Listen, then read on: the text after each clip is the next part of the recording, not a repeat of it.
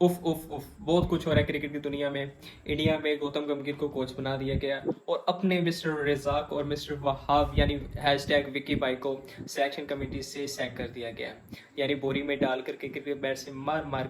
कर निकाला है। सबसे पहले बात कर लेते हैं अब्दुल रज़ाक और वहाब रियाज को जो सिलेक्शन कमेटी से निकाल दिया गया। इनको कहा यह जा रहा था कि लोग अंडर परफॉर्मिंग प्लेयर्स को ज़बरदस्ती टीम में खिला रहे थे, जिसकी वजह से ये जलालत का सामना करना पड़ा है और अब आपकी यानी सारी दुनिया में हमारी टीम को जलील किया जा रहा है। हालांकि हमारी टीम में T20 का नंबर 1 बैट्समैन है जिसकी, लेकिन हमारा सो कॉल्ड मीडिया और सो कॉल्ड यूट्यूबर्स जो अपनी दुकानें चमकाने में लगे हुए तो सिर्फ बाबर को ही क्रिटिसाइज किए जा रहे थे कि ये टीम में ग्रुपिंग कर रहा है और बाबर प्लेयर सिलेक्ट खुद ही कर रहा है और खुद ही इन्हीं को खिला रहा है। अब जाकर कोच हैं गैरी क्रिस्टन, उनकी बदौलत ये सामने आया कि ये लोग असल हकदार थे इस जलालत की, जो हमारी टीम को हमारे कैप्टन को सामना करना पड़ा इस चीज़ का। और सारा सो कॉल्ड मीडिया इसी चीज़ पे भौंक रहा था कब से कि Babar is a not a T20 material, is a not a captaincy material and so on. लेकिन फैक्ट्स हैं वो सभी को मालूम थे, सभी के सामने थे, सभी ने अपने अपने तिजोरी में बंद करके रखे थे ताकि उनकी रेटिंग बढ़ सके,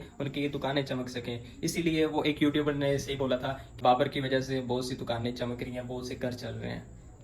I am pretty sure under performing players में जिनके ऊपर सिलेक्शन कमेटी है और ये लोग लड़े होंगे, उनमें शादाब खान और आजम बबलू आते होंगे, जिन और भी बहुत से प्लेयर होंगे जिनकी परफॉर्मेंस आपके सामने है। और इन्हीं वजह से बाबर आजम को क्रिटिसाइज किया जा रहा था कि बाबर आजम दोस्ती यारी निभा रहा है। हालांकि इसके पीछे बहुत बड़ा एजेंडा था, जिनमें मेन अपने चीफ सिलेक्टर वहाब रियाज और अब्दुल रज़ाक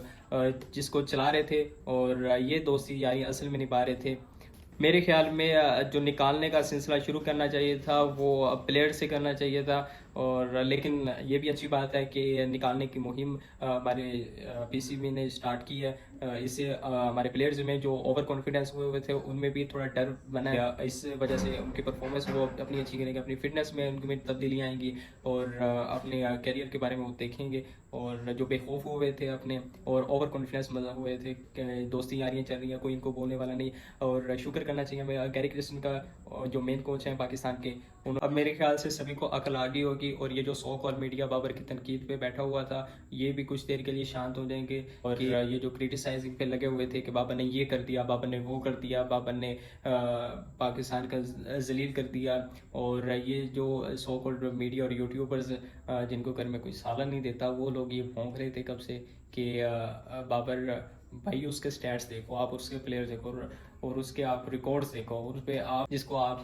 के कॉलोनी वाला कोई नहीं पूछता वो लोग आकर भौंक रहे हैं कि बाबर इतना T20 जिसने इतनी मेहनत की हो 7 साल से लेकर अपनी 27 से 28 साल तक उसने एक ही चीज़ में फोकस किया और एक ही चीज़ में मेहनत की और आपकी टीम का नाम कहाँ से लेकर कहाँ तक उसने पहुँचाया और आप उस पर भौंक रहे हैं। तो इसका यही निकलता बगैर, वो भी बगैर फैक्ट्स के, बगैर किसी रीज़न के, बगैर किसी रिपोर्ट के आप बोल रहे हैं। तो इसके पीछे यही होता है कि आप अपनी या तो दुकानें चमका रहे हैं एक ही बंदे की दुश्मनी में, एक ही बंदे के क्रिटिसाइजिंग में, तो आप अपना ही खर्चा पानी चला रहे हैं। तो एज अ नेशन देखनी होगी कि एक बंदा जो अपने लिए स्ट्रगल नहीं कर रहा, हमारे लिए पूरे नेशन के लिए स्ट्रगल कर रहा है, पूरी नेशन को ऊपर ले जाने के लिए हमें उसका एक ही ड्रीम है कि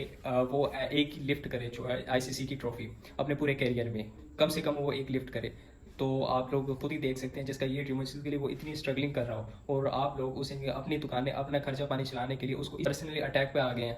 पर्सनली उसे आप क्रिटिसाइज कर रहे हैं। अब तो सबको मालूम हो गया होगा कि जो एजेंडा चल रहा था बाबर आजम की कप्तानी के पीछे, बाबर आजम के प्लेयर होने के पीछे, कि इसको टीम से निकालो, इसको कप्तानी से हटाओ, और आगे होंगे सभी के सामने फैक्ट्स और सभी के सामने होना एजेंडा का मकसद जो बाबर आजम को क्रिटिसाइज किए जा रहे थे बगैर किसी रीज़न के, बगैर किसी फैक्ट्स के। सो कॉल्ड जो यूट्यूबर्स हैं उनको भी ज़रा सोच समझ के बोलना चाहिए कि हम उस प्लेयर को क्रिटिसाइज़ कर रहे हैं कि जो इतनी स्ट्रगल हमारे लिए कर रहा है, हमारी नेशन के लिए कर रहा है। और भी बहुत से मीडियाज़ के जो जर्नलिस्ट हैं उनको जो रियल फैक्ट्स पे बात करते हैं उनको आपने कभी नहीं ऐसे देखा होगा जो पर्सनली अटैक करें किसी पे, उनको आपने कभी नहीं ऐसे देखा होगा जो ओवर कॉन्फिडेंस में आकर, ओवर फैक्ट्स में आकर जो बाबर को क्रिटिसाइज़ करने लग जाए। यहाँ पर टीम सिर्फ एक ही बंदे से नहीं चलती, टीम में 11 प्लेयर्स होते हैं और 11 को अपना अपना कम्बिनेशन देना होता है, जिसकी वजह से टीम में स्टेबिलिटी आती है और टीम का बैलेंस रहता है, और इसी वजह से कोई चैंपियनशिप जीती जाती है। एक ही बंदे के स्ट्रगल करने की वजह से कभी नहीं हम जीत सकते, एक या दो बंदे की वजह से कभी नहीं हम जीत सकते। सभी को अपना थोड़ा थोड़ा हिस्सा देना होता है, जिसकी वजह से हम कोई भी चैंपियनशिप लिफ्ट करते हैं। आप इंडिया को देख लें, इंडिया का एक ओपनर नहीं चल रहे तो मिडिल ऑर्डर चल रहा है, मिडिल ऑर्डर नहीं चल रहा तो अपने ओपनर चल रहे हैं। एक कोहली, उसका सारा बैट टाइम कितना चला है, हर मैच में उसके 10-15-0 इतने पे आउट हो रहा है, लेकिन उसका मिडिल ऑर्डर, इंडिया का मिडिल ऑर्डर वो उसका साथ दे रहे थे। हमारा बाबर है, वो अकेला क्या करे, वो या तो स्ट्राइक रेट अपनी मेंटेन करे, स्ट्राइक रेट मेंटेन करता है तो यहाँ पर विकेट्स चली जाती है। तो हमें ये सोचना होगा, ये फैक्ट्स पे बात करनी होती है। लोगों को चाहिए काइंडली लोग सोच समझ कर बात किया करें, और सोच समझ कर अपने फैक्ट्स के बेस पर बात किया करें। अगर फैक्ट्स आपके पास मौजूद नहीं है, फैक्ट्स नहीं है, तो आपकी सर्च नहीं है, आपकी लॉजिक नहीं है, तो काइंडली इस चीज़ पे देखना चाहिए कि आप किसी पर पर्सनल अटैक नहीं करें।